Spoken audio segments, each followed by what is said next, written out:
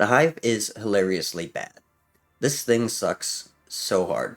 So let's talk about how cool this thing is. The Hive is an artifact, or mono artifact if you're living in the past, that costs 5 mana to cast. You can then spend another 5 mana and tap it to create a 1/1 colorless insect artifact creature token with flying named Wasp. Well, holy fuck if that isn't the most interesting piece of shit I've ever seen. Okay, that's not true. I have seen Illusionary Mask. This card actually has some game states where it does something other than just waste your mana.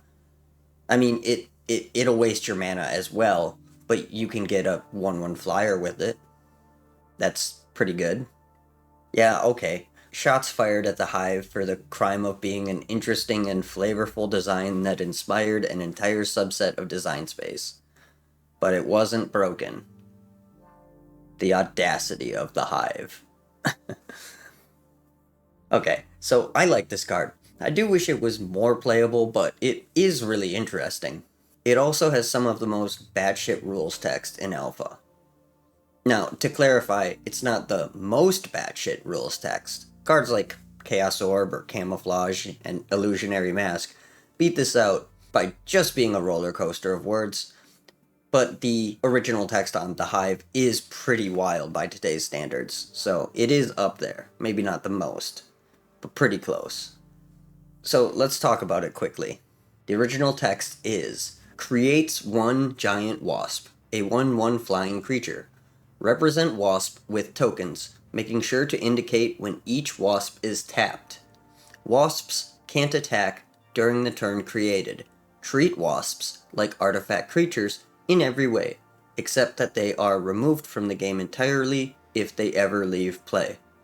If the Hive is destroyed, the wasps must still be killed individually. So, like 90% of that rules text is basically just explaining the logistics of creating and using a token. Something that's taken for granted these days, but was probably a novel concept the first time you ever played the first ever trading card game. I've mentioned before in these videos that the very earliest sets tended to use some of the card text to explain what we would call like rulings text in these days, or even just to expand on things that might be confusing.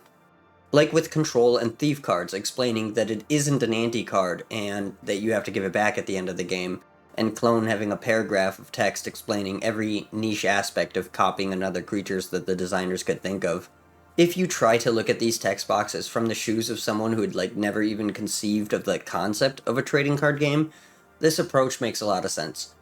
And it is pretty easy to laugh at these days, but it is sensible.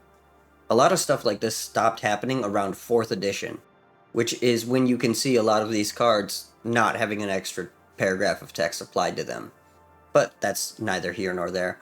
Tokens. Tokens are pretty cool. Commander players especially really love their token generators, and their token doublers, and all manner of confusing and convoluted board states. And that design space was first explored in Alpha, which is pretty fucking cool, honestly. They probably expected these tokens to be really good, because you have to invest 10 mana into your first one, and 5 mana for each 1/1 with flying after that. That's actually pretty insightful, because tokens are a representation of card advantage. It's obviously one of the weaker forms of card advantage, but given enough time and enough mana, cards like the Hive can generate you an almost endless supply of 1/1s. It's sort of like getting a bunch of cards. They're not great cards, but sort of. I guess it's just not that crazy to have some trepidation about this kind of mechanic. So while it's easy to look at the Hive these days and kind of just laugh, I do understand why they didn't push this concept too hard. But I mean, then they also made cards like Ancestral Recall, so who the fuck knows what was going on there? I suppose they probably also used the high cost to limit how early and how many wasps you could make, not just for power concerns, but because the game didn't have official tokens. You literally just had to use like random objects like nickels or scraps of paper. So that might have been an initial consideration for costing this so modestly. It's hard to say, as I wasn't in the room when they made the card, but it is interesting to think about.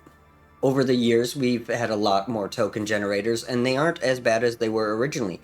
but it was a slow creep towards efficiency.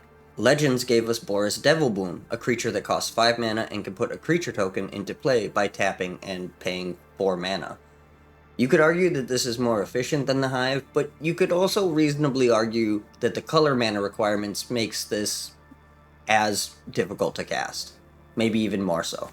Looking through Legends further will give you the impression that the Legends design or development team did think that the Hive was roughly where a card like that should be in power level, because they also brought us Serpent Generator, which lets you bring out a snake token with poison, which is sort of like Infect, but different. And you can activate this artifact for only 4 mana, but you do need to invest 6 mana to get the generator onto the battlefield.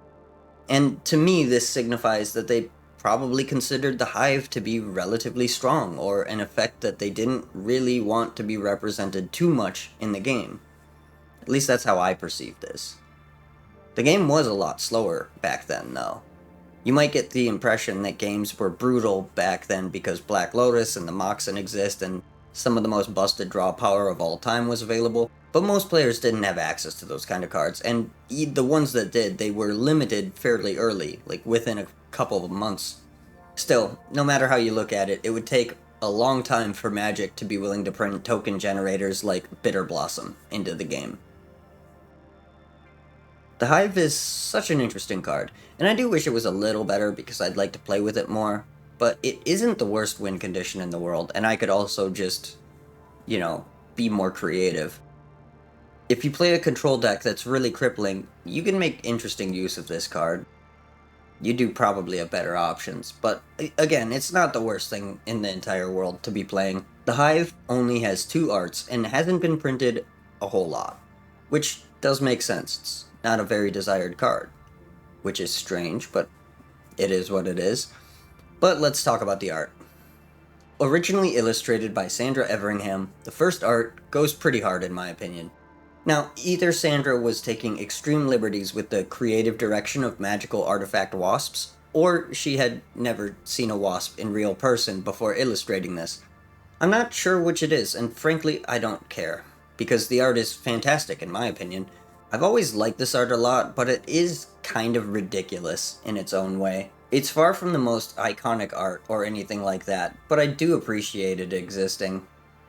The only other art for this card was illustrated by Ron Spencer, and would you believe it if I told you Ron did a fantastic job of illustrating a Magic card? This dude rarely misses, and this is a pretty awesome one. This came out in 10th edition, and I really like this art. I think it's really cool. We also got a bonus art with this card. 10th edition is the first time we got an official Wasp token. Ron Spencer illustrated a specific piece of art for the token that matches the vibe and feel of his The Hive art, but shows a close-up of a wasp. This is pretty cool, and a welcome inclusion for people that like tokens. 30th Anniversary also released a token, but it's just a zoom in of the original art from Sandra, and the 30th Anniversary token will cost you like $20. Anyway, that's really all I have to say about the Hive. I'd love to hear your thoughts or experiences. If you can be fucked to write them down in the comments. I appreciate anyone who does. You can also like the video if you liked it. You are more than welcome to subscribe if you give a shit. But either way, I hope you have a magical day. Thank you for watching.